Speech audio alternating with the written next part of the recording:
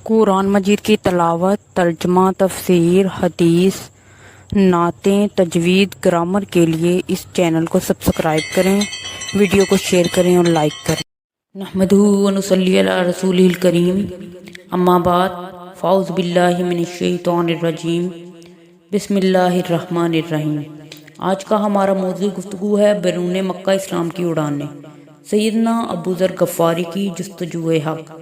معتبر قول کے مطابق سیدنا ابو ذر رضی اللہ عنہ کا نام۔ مہربانی کر کے اس چینل کو سبسکرائب کریں اور ساتھ میں لگے بیل آئیکن کا بٹن دبائیں تاکہ ہر نئی ویڈیو سب سے پہلے آپ کو دیکھنے کو ملے، اور سبسکرائب کرنا بالکل فری ہے۔ غفار، ان کا قد لمبا تھا، رنگ گندمی تھا، ان کے بال انتہائی گھنے تھے۔ وہ زمانہ جہالت میں بھی پکے موحد تھے اور بت پرستی سے بہت بیزار تھے۔ رسول اللہ صلی اللہ علیہ وآلہ وسلم کی بعثت کے بعد مکہ کا ایک شخص سیدنا ابو ذر غفاری سے ملا۔ اس نے انہیں بتایا، مکہ میں ایک شخص ہے، وہ بھی تمہاری طرح کہتا ہے کہ اللہ کے سوا کوئی معبود نہیں۔ سیدنا ابو ذر غفاری رضی اللہ عنہ کو جب ادھر ادھر سے رسول اللہ صلی اللہ علیہ وآلہ وسلم کے متعلق خبریں ملیں تو انہوں نے اپنے بھائی انیس سے کہا، مکہ جاؤ اور ان صاحب کے بارے میں معلومات لے کر آؤ جو نبی ہونے کے مدعی ہیں اور کہتے ہیں کہ میرے پاس آسمان سے خبریں آتی ہیں۔ ان کی باتیں پوری توجہ سے سننا، پھر مجھے آ کر بتانا۔ ان کے بھائی مکہ گئے، انہوں نے رسول اللہ صلی اللہ علیہ وآلہ وسلم کے ارشادات سنے، پھر واپس آ کر حضرت ابو ذر رضی اللہ عنہ کو بتایا کہ میں نے انہیں دیکھا ہے، وہ لوگوں کو اخلاقیات کی تعلیم دیتے ہیں، میں نے ان سے جو کلام سنا وہ شاعری نہیں۔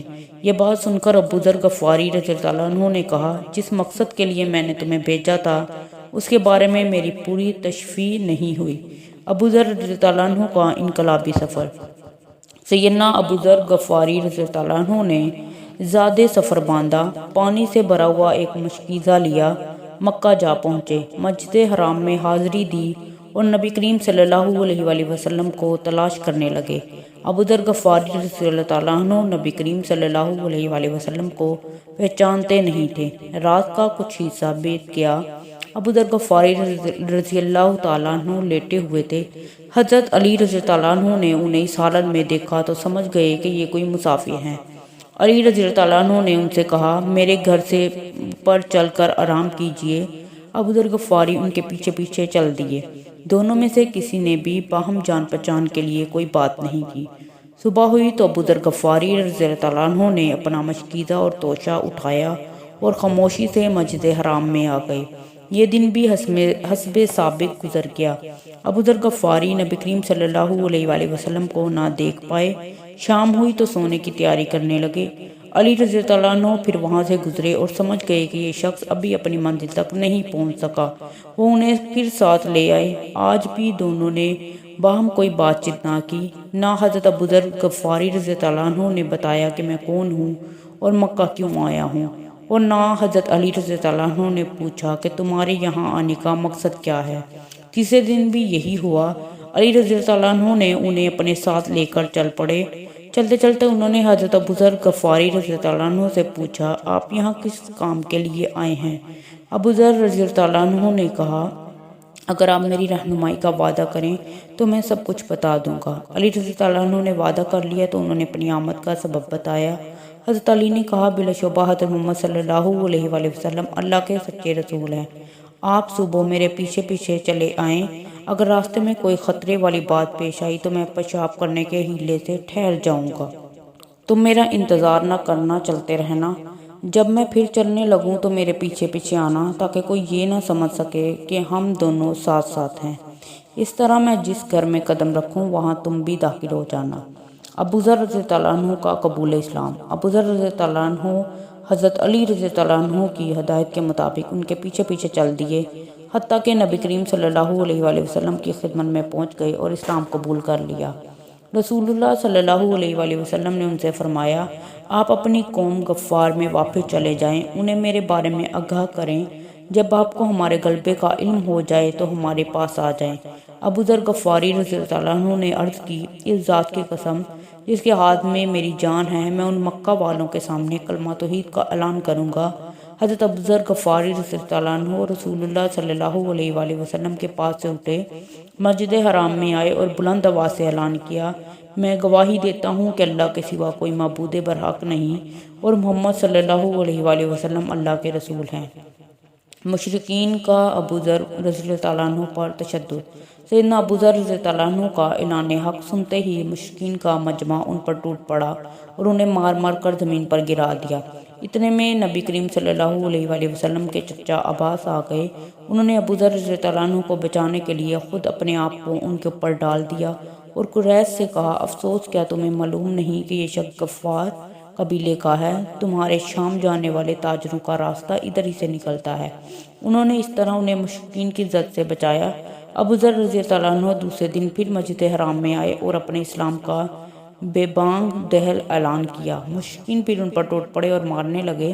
یہ دن بھی حضرت عباس رضی اللہ عنہ نے انہیں بچایا۔ سیدنا ابوذر غفاری رضی اللہ عنہ کی فضیلت۔ سیدنا ابوذر غفاری کی نہایت خصوصیات ان کی حق گوئی، بے باکی اور راست بازی تھی۔ نبی کریم صلی اللہ علیہ وآلہ وسلم نے فرمایا، کسی ایسے شخص پر آسمان سایہ فگن ہوا، نہ زمین اس کے لیے فرش راہ بنی، جو ابوذر رضی اللہ عنہ سے زیادہ سچا ہو۔ سیدنا ابوذر غفاری رضی اللہ عنہ مدینہ سے مشرق کی طرف 175 کلومیٹر کے فاصلے پر ربضہ نامی جگہ پر 31 ہجری 652 یا 32 ہجری 653 میں اللہ کو پیارے ہو گئے۔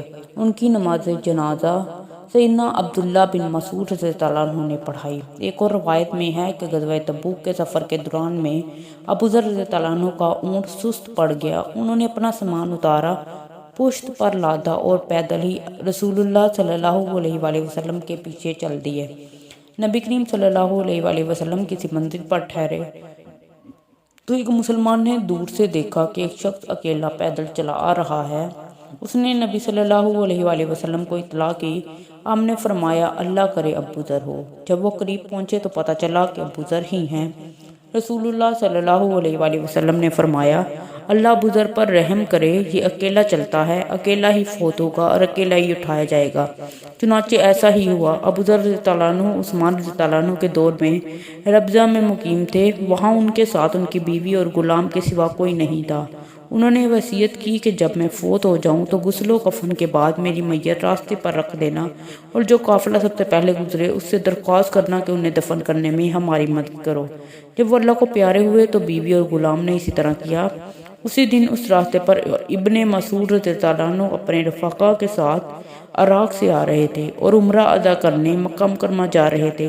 جنازہ راستے میں پڑا تھا۔ قریب تھا کہ قافلے کے اونٹ جنازہ پاؤں تلے رون دیتے کہ اچانک ابوذر کا غلام اٹھ کھڑا ہوا اور بلند آہنگی سے بولا، یہ صحابی رسول سیدنا ابوذر غفاری ہیں، انہیں دفن کرنے میں ہماری مدد کرو۔ یہ سن کر ابن مسعود بے اختیار رو پڑے اور کہا، رسول اللہ صلی اللہ علیہ وآلہ وسلم نے سچ فرمایا تھا، تو اکیلا چلتا ہے، اکیلا ہی مرے گا اور اکیلا ہی اٹھایا جائے گا۔ پھر وہ اور ان کے ساتھی اونٹوں سے اترے، ان کا جنازہ پڑا اور انہیں دفن کر دیا۔